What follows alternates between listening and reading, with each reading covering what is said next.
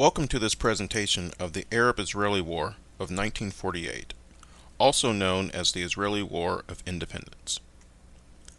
Let's begin with Egypt. In 1922, the British Empire granted Egypt independence as a kingdom. Egypt was the most populous and politically legitimate Arab state. Next, let's look at the Northern Front. At the end of the First World War, the French took Syria and Lebanon from the Ottoman Empire.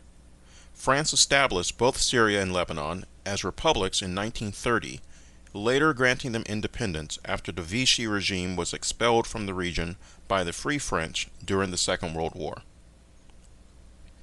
Now let's deal with Palestine.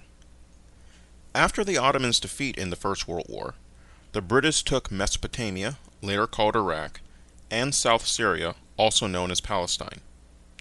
In 1920, at the San Remo Conference held in Italy, the major world powers of Britain, France, Italy, and Japan agreed that the region of Palestine, an area of 120,000 square kilometers, was to be governed by the British Empire as a mandate for the purpose of building a Jewish homeland in accordance with the 1917 Balfour Proclamation. In 1922, the British decided to partition Palestine through a League of Nations resolution, which allowed them to exclude Jews from settling the east bank of the Jordan River. They gave the territory to their allies, the Hashemites, and created the country of Transjordan, what is now the Kingdom of Jordan. The Arabs of Transjordan took more than 75% of Palestine. The British only kept 28,000 square kilometers open to Jewish settlement. The British later broke their word and restricted Jewish immigration. This was the mandate of Palestine from 1922 to 1947. For various reasons, British rule failed. In 1947, 2 years after the end of the Second World War and the Holocaust, the United Nations looked at the issue. The UN decided that Palestine should be divided a second time, with the creation of a second Arab-Palestinian state and the creation of a Jewish state. To the Zionists, this seemed unfair, as there was already a partition that had created Jordan, and many of the Arabs in the remainder of Palestine were recent migrants from Syria and the surrounding countries. But the Zionists took the deal because it was better than nothing. The Jews got 55% of the land, but only 40% of the arable land, and the land that could be farmed. The Palestinian Arabs were assigned 45% of the territory and 60% of the arable land. But the Arabs rejected the deal.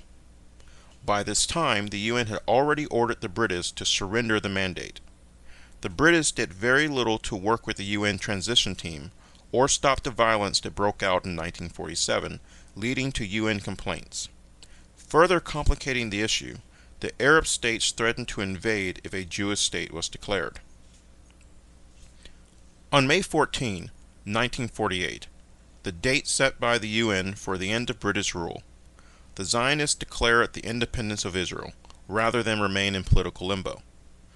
At this point, the Palestinian Arabs could have followed suit with their own declaration of independence in the land the UN assigned to them. They decided to declare war instead.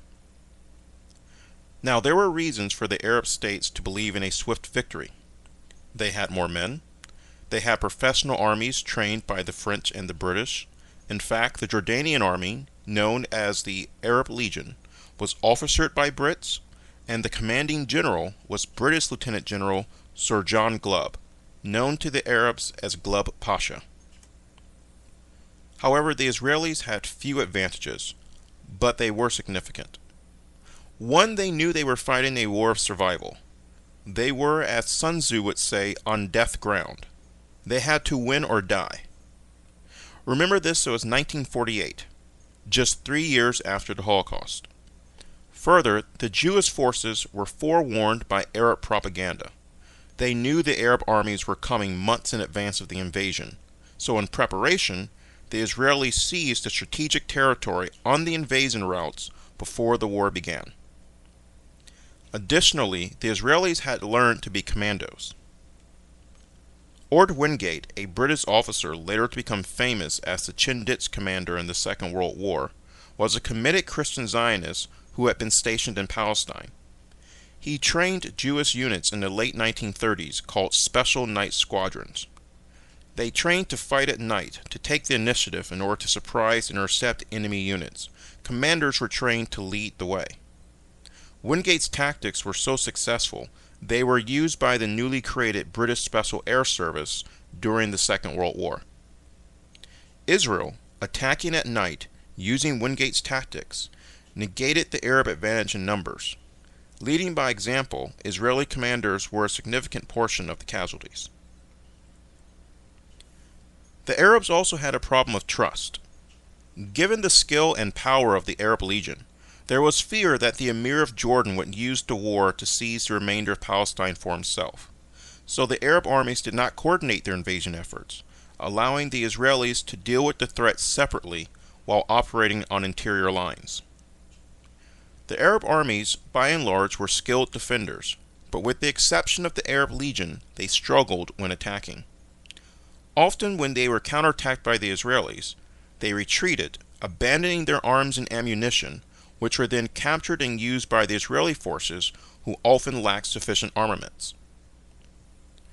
The Arabs also created more chaos for themselves by encouraging Palestinian Arab civilians to flee their homes, becoming refugees.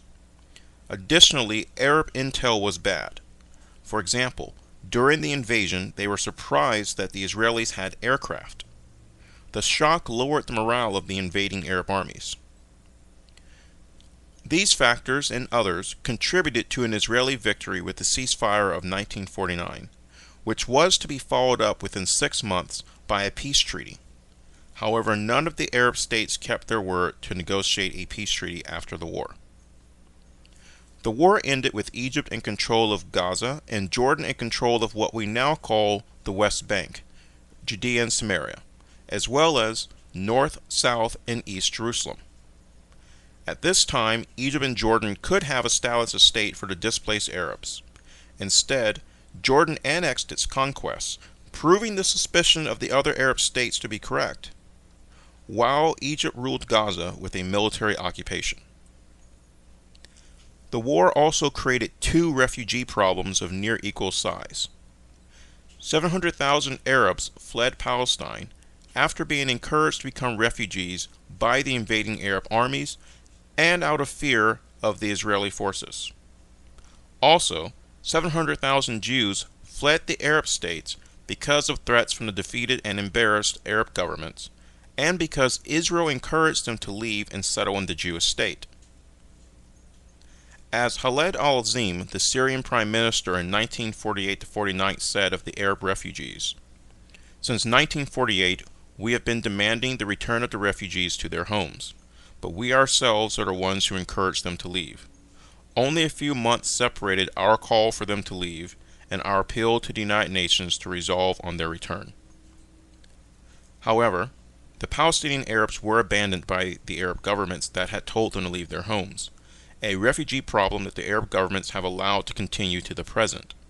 The difference was that the Israelis had a plan to assimilate the Jewish refugees from the Arab countries into Israel and to make them a part of their society, ending the Jewish refugee problem.